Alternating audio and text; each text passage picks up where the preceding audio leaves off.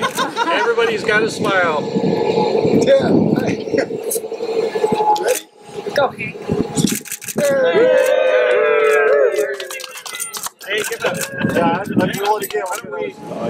First of all, I want to thank the water board. They were so generous with the grant for us, and Be proud of this is the biggest project in Tulelake history. Period. $6 million. So, and one of the biggest in the basin. Yes. And this fits right into what we're working on doing with the city of Tulelake. We're working hard to improve the economy here and to get it moving ahead. And a very, very big component is this new wastewater plant.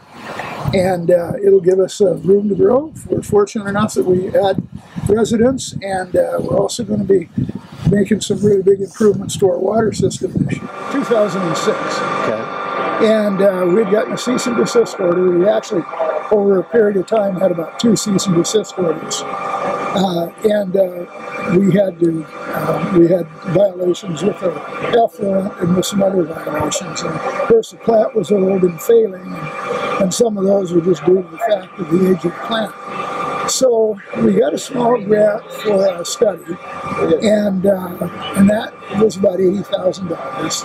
And we got that, I think it was in 2007. And then it was just slowly a progression, working with the Water Quality Control Board and with the compliance people, and working to try to mitigate our violations.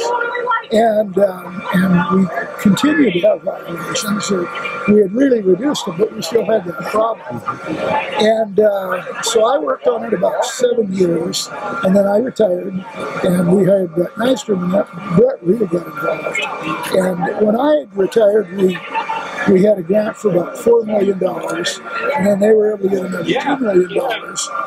And then Jim Cook was able to get us a grant so we could purchase the land where we have to do ground application. Previously, we used to discharge into the water into this ditch, and it technically flows into Tulelake at some point and could possibly end up in the Klamath River because it goes through the hill and through the lower Klamath Refuge and into the state. There was 2 years of negotiating, and Atkins played a big part in that with getting them to relieve some of that debt, and then putting the project in motion.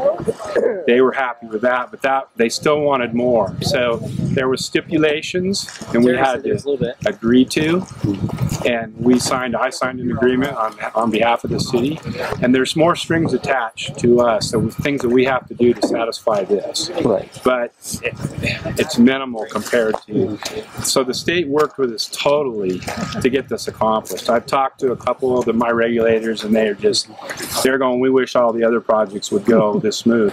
But like I said, everything fell into place, from the grant writer to the application process to getting the CBDG to get the land. All these things were integral parts, and if we wouldn't have had key people, it would have never happened. Well, we're going to have a good quality sewer plant. We're going to be in compliance, so we're going to have hopefully no violations at all. And the risk of violations is going to be much reduced because of the way we're treating it. And it will allow the city to grow. I can't remember the exact population estimate, but we could grow considerably and still have sufficient treatment with our plant.